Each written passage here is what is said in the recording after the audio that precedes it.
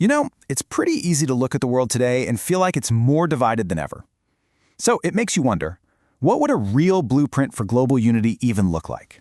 Well, today we're going to dive into the Bahá'í Faith. It's a religion that kicked off back in the 19th century with this really radical vision for bringing all of humanity together. So let's get into it and see how they propose to build that future. All right, so here's how we're going to break it down. We'll start by setting the scene, what the world was like, just waiting for a big change. Then we'll get into the story of a new spiritual teacher who appears. After that, we'll dig into the core message, which is all about unity. From there, we'll check out their unique blueprint for a new kind of society, and we'll wrap up with their ultimate vision for what they call the most great peace. Okay, let's kick things off with the problem. What was the issue that the Bahá'í Faith was trying to solve? It really boils down to this: a humanity that's just fractured by division and constant conflict. So check this out. The Bahá'í texts use this really powerful metaphor to describe the state of the world. Think of it like this. On one side, you have spiritual winter. It's cold, it's bleak, full of prejudice, fighting, all that stuff. But then there's the promise of a spiritual spring, a time for new life, renewal, and a whole new level of understanding, all thanks to a new divine message. And hey, this wasn't just some abstract idea, right? The faith actually started in 19th century Persia, and back then, religious hatred was just part of daily life. The source material talks about a society where different religious groups literally saw each other as unclean.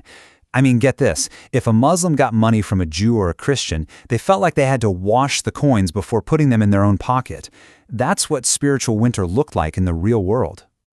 So the big question is, how do you get from that cold, dark winter to a vibrant spring? Well, according to the Bahá'í Faith, the answer is the arrival of a new educator of mankind, a divine messenger sent to guide all of us into what they see as humanity's age of maturity. The story really revolves around two main figures. First, there's the Báb. His name means the gate. Back in 1844, he announced that his mission was to prepare everyone for an even greater messenger who was coming. And that second figure is Bahá'u'lláh, who Baha'is believe is that promised one. But wow, their early history was tough, just filled with intense persecution, being forced into exile, and even martyrdom. And that leads to this incredibly dramatic event. In 1850, the Báb was set to be executed by a firing squad. The story goes, and this is from the source material, that the first volley of 750 rifles completely missed him. It's wild. They said the bullets only cut the ropes he was tied with, and he was later found, totally unharmed, in a room nearby. They had to bring in a second regiment, and that time the volley worked. As you can imagine, an event like that became this huge galvanizing moment for his followers. Okay, so that brings us to the central figure, Bahá'u'lláh. His title literally means glory of God. And what's really key here is that Baha'is don't see him as the final messenger. Instead, he's the most recent in this long, continuous line of divine teachers. A line that includes figures you've probably heard of like Abraham, Krishna, Moses, Buddha, Jesus, and Muhammad. The idea is that each one brought a message that was right for their specific time in history.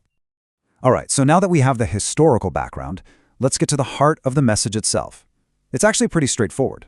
If the problem is division, then the solution, the divinely sent solution, is unity. And this quote from Bahá'u'lláh really just nails it. He said, "Let not a man glory in this, that he loves his country. Let him rather glory in this, that he loves his kind." Think about that. It's a total reframing of who we are. It's saying, hey, stop focusing on your nation or your tribe and start thinking about the fact that we're all members of one single human family.